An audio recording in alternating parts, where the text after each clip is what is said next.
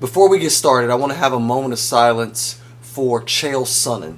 He recently lost his baby daughter. For those of you who know UFC and MMA, and maybe for those of you who don't, Chael Sonnen was a light heavyweight fighter a few years back in the UFC, and now he still does great commentary here and there for the UFC. So I want to have a moment of silence for his daughter and prayers for him and his family.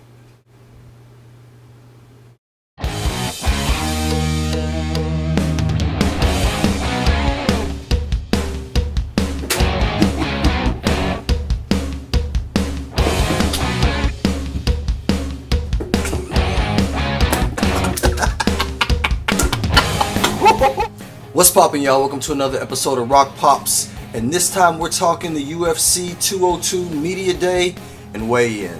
Alright, now, in true Chael Sonnen fashion, I want to say this. Nate Diaz, you absolutely suck! Just kidding, Nate Diaz. We're cool. The reason I wanted to do that is, I don't know if you guys saw the Media Day. I didn't do a video directly after that because I wanted to wait and see what happened at the weigh-in. The weigh-in was kind of tepid. Really nothing happened. Conor was pretty mad, and Nate was pretty mad, but nothing happened because they had a ton of cops up there anyway. Those of you who didn't see the Media Day, Conor McGregor comes late.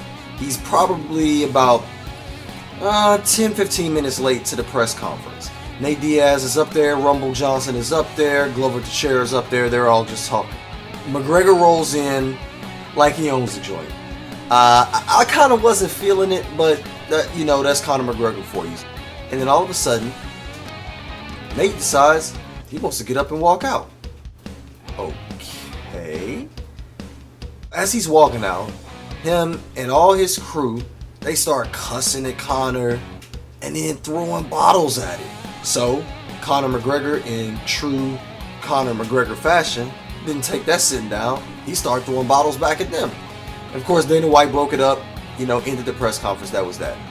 But the reason I even want to talk about it, besides just telling you guys what happened, is from looking at it, it didn't look like Nate was genuinely disgusted and wanted to walk off.